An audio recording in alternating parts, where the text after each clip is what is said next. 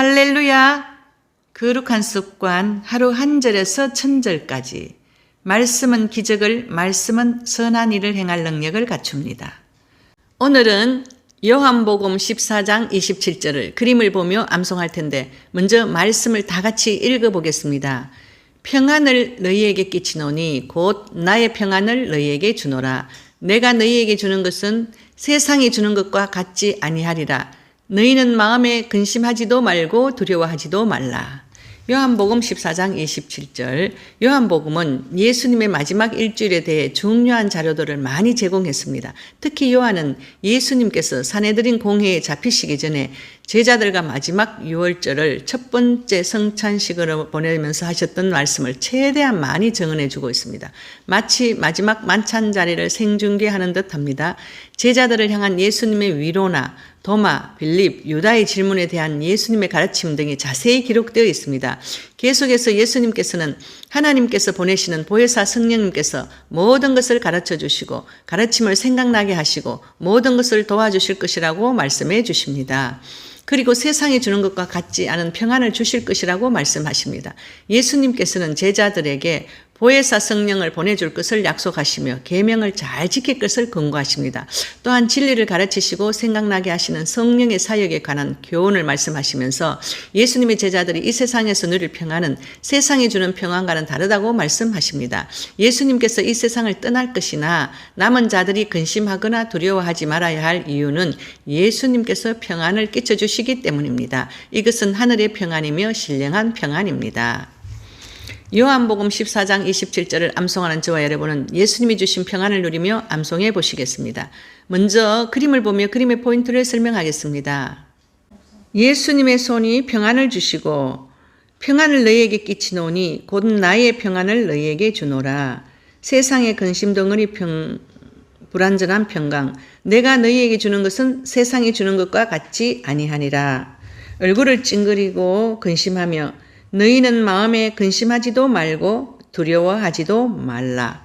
세 번은 글씨와 그림을 보고 암송하다가 네 번째는 그림을 연상하며 글씨 없이 암송해 봅니다. 평안을 너희에게 끼치노니 곧 나의 평안을 너희에게 주노라. 내가 너희에게 주는 것은 세상이 주는 것과 같지 아니하리라. 너희는 마음에 근심하지도 말고 두려워하지도 말라. 평안을 너희에게 끼치노니 곧 나의 평안을 너희에게 주노라. 내가 너희에게 주는 것은 세상이 주는 것과 같지 아니하리라. 너희는 마음에 근심하지도 말고 두려워하지도 말라. 평안을 너희에게 끼치노니 곧 나의 평안을 너희에게 주노라. 내가 너희에게 주는 것은 세상이 주는 것과 같지 아니하리라. 너희는 마음에 근심하지도 말고 두려워하지도 말라. 평안을 너희에게 끼치노니 곧 나의 평안을 너희에게 주노라. 내가 너희에게 주는 것은 세상이 주는 것과 같지 아니하리라. 너희는 마음에 근심하지도 말고 두려워하지도 말라. 평안을 너희에게 끼치노니 곧 나의 평안을 너희에게 주노라. 내가 너희에게 주는 것은 세상이 주는 것과 같지 아니하리라. 너희는 마음에 근심하지도 말고 두려워하지도 말라. 27절 평안을 너희에게 끼치노니 곧 나의 평안을 너희에게 주노라. 내가 너희에게 주는 것은 세상이 주는 것과 같지 아니하리라. 너희는 마음에 근심하지도 말고 두려워하지도 말라. 그리스도께서는 우리에게 평안을 끼치십니다. 끼치노니는 뒤에 남겨두다, 유산으로 남기다의 뜻입니다. 즉 믿는 이들의 평안은 예수님이 이 세상을 떠나면서 남겨주신 유산이고 선물입니다. 또한 이 말은 탕감하다, 허락하다라는 뜻이 있는데 이는 예수님께서 우리 죄를 사해 주신 결과로 평안이 임하게 된 것을 의미합니다. 그런데 평안, 곧 화평은 하나님의 말씀을 사랑하는 자에게 주어집니다.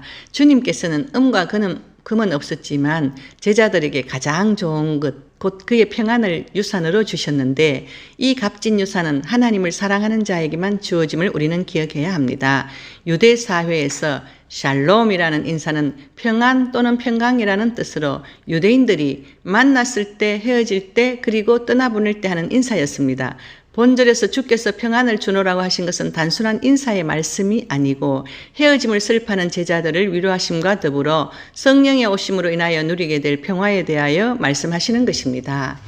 주께서 주신다는 그리스도의 평안은 십자가에 달리실 이를 앞에 두고도 평온하신 그리스도의 영적인 평화를 가리킵니다.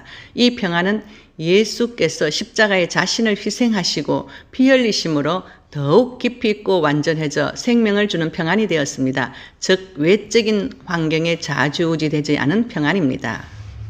저와 여러분은 예수님이 주신 평안을 마음 깊이 누리며 기도하시겠습니다. 오늘도 상담 사례를 말씀드리겠습니다.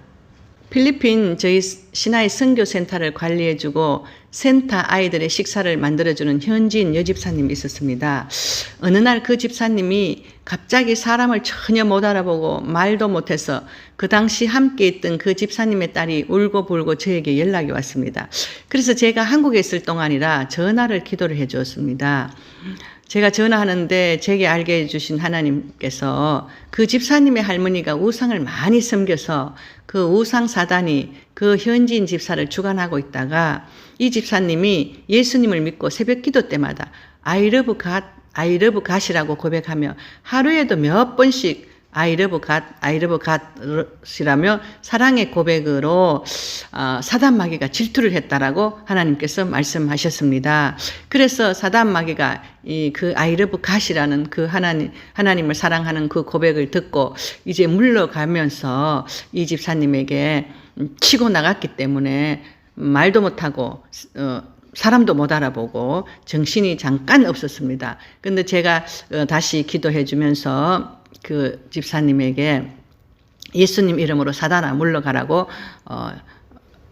간절히 기도해 주었더니 하루 종일 자고 그 다음날 깨끗한 정신으로 돌아왔다고 저에게 다시 연락이 왔습니다. 감사합니다. 치유와 기도응답의 최고인 말씀 암송을 사랑해요. 샬롬.